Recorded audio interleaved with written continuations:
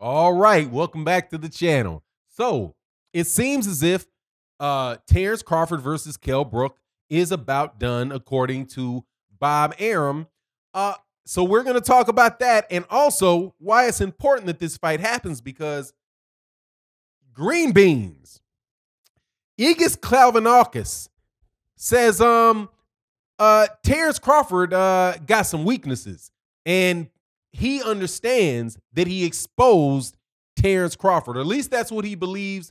Let's talk about that in this video.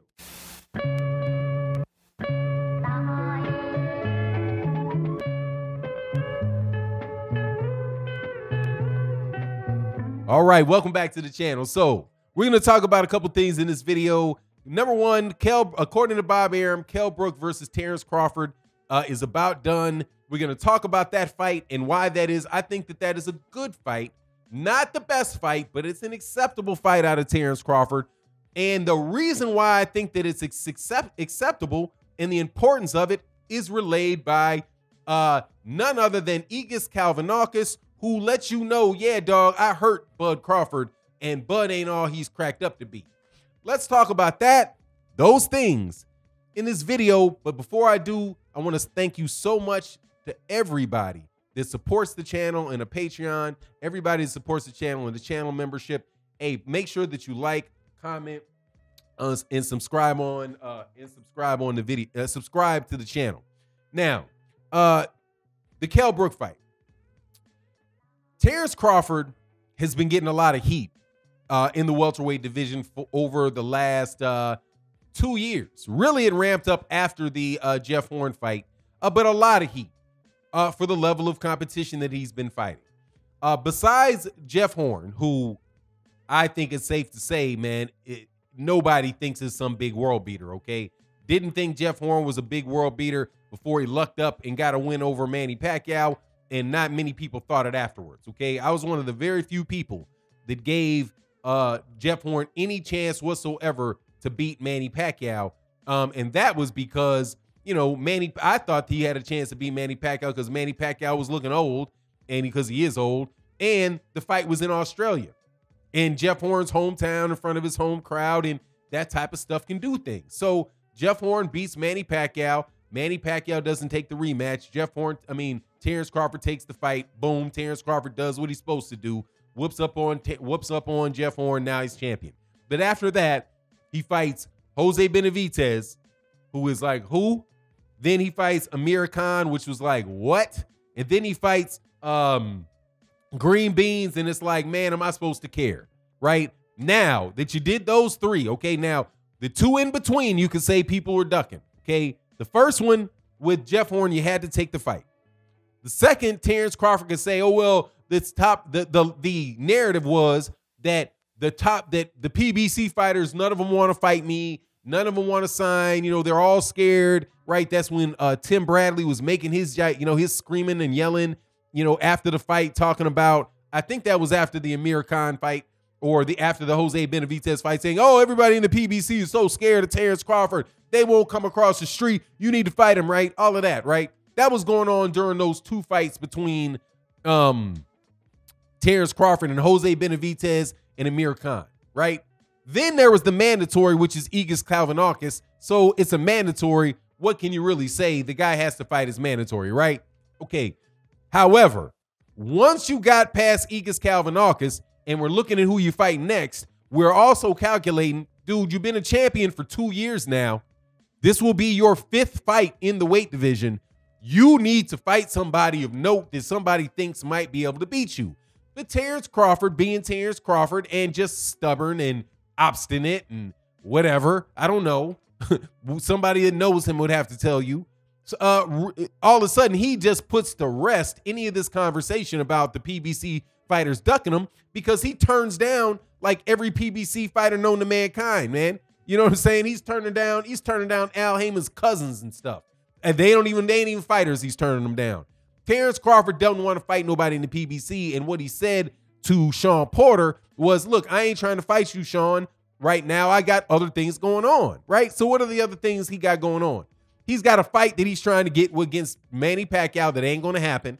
or fight against Errol Spence Jr., which is going to happen eventually because Errol Spence Jr. said it would happen eventually. But other than that, what's he going to do? What's he doing? Nada. Now, people are saying, who are you going to fight? Who are you going to fight? Who are you going to fight? He picks Kell Brook, right? Now, I was one of the people saying, man, dude, if you're not going to fight, now listen to this. If you're not going to fight Sean Porter, and you're not going to fight Keith Thurman, and you're not going to fight Ray Robinson, and you're not going to fight Yordenis Ugas, hey, man, well, and you can't fight Alexander Putin because Alexander Putin popped dirty, which was really the plan, in my opinion, from what I see. Hey, can you at least fight Kell Brook? Now, we know Kell Brook Kell Brook has fought one time in that weight class in the last 4 years, and he got 2 broken orbital bones. But hey, he is a good fighter. You know what I'm saying? But he's a good fighter. What he can do in the ring, what he has in his head, if he has anything left in his body, that should be a good enough fight to be entertaining against Terence Crawford. Right now, it's not the same as it would have been. It's not the same as it would have been when after he beat Sean Porter, right? Or even right after he lost to Gennady Golovkin. But I think it's better than if he would have fought him, if Terence Crawford would have fought Kell Brook right after the Errol Spence fight, because at least now Kell Brook has had 2 years to allow his eyes and all that stuff to heal up, so he might be able to get through that fight without breaking an orbital bone. He got through 2 other fights without breaking an orbital bone, and I do believe that he fought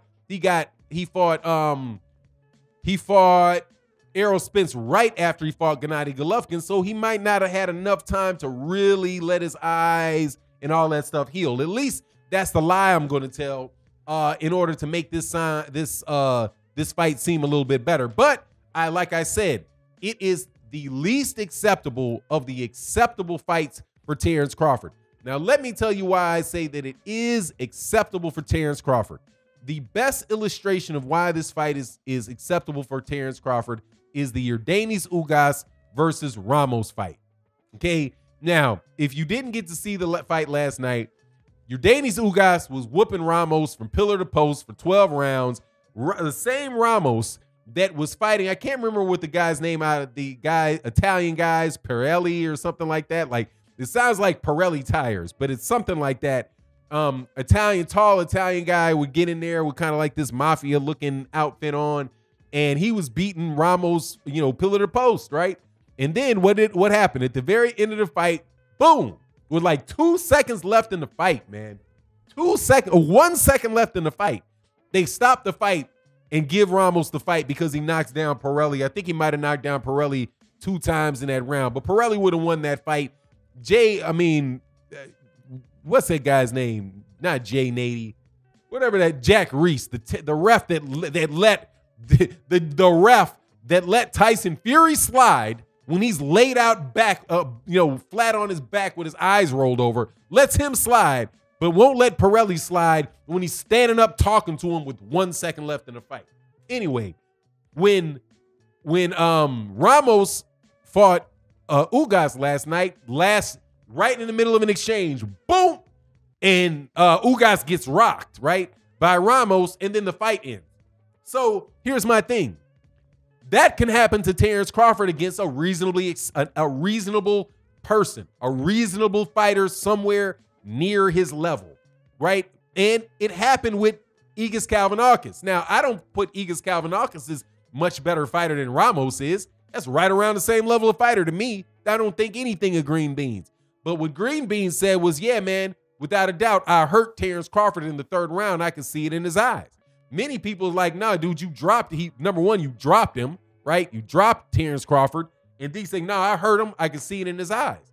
And see, that is why you want Terence Crawford to be fighting guys that are not complete and utter tomato cans. Because Terence Crawford is vulnerable. Terence Crawford's vulnerability has been shown on multiple occasions. And man, there was an interview, great interview took place on the channel yesterday with one of the brothers for Gary Russell Jr.'s brother was on the channel, and he went in for a period of time in the interview about Terence Crawford. He's like, look, man, you guys think Terence Crawford is invincible. We don't think Terence Crawford is invincible. invincible. We see all kind of issues with him, man. All kind of things that people can do to Terence Crawford, man. He's like, first of all, Terence Crawford ain't got no chin, and he gets hit constantly. That's what Gary Russell Jr.'s brother was like. Like, look, man, look at Igis Kalvinakis. When Igis Kalvinakis got him, clipped him, and dropped him, he's like, he fought Yuriokis Gamboa. Yuriokis Gamboa clipped him, dang near dropped him. He's like, look, man, these dudes know Terence Crawford can't take no punch. This dude got a fragile chin. So, we want to fight him. That was the idea that Gary Russell Jr.'s brother's saying. But, dude, that's also what Yuriokis Gamboa's saying. That's what Danny Garcia's thinking. That's what Sean Porter's thinking. That's what Keith Thurman's thinking. You better believe that's what Errol Spence Jr.'s thinking. So the idea that Terence Crawford is just going to sit and fight nobody until he gets to until he gets Errol Spence Jr., dude, that's just a facade, man. That dude needs to put up. He need to put up or shut up against other guys, top guys in the division. And I'll take the Kell Brook fight because I know I can't get anything else better. And like I said, it is marginally acceptable fight. And I actually said, hey, man, if not all these other guys, how about Kell Brook? So, Bob Harriman says, and Bud said, well, okay, I guess so. Yeah, if that's the hardest we're going to go, though. We ain't going anything harder than Kell Brook. But anyway, we'll see the fight. Hopefully it'll take place like in the November time frame. That's what Bud Crawford said. And so I suspect it would happen the weekend after, maybe 2 weekends after Errol Spence Jr., so that they can build on the Errol Spence Jr. fight. And if Terence Crawford can win it spectacularly, then, he can say, hey, man, I beat this guy better than Errol did. It'll work for that in that regard. But anyway, that's my take on the matter. You let me know what you think. And with that, I'm out. Peace.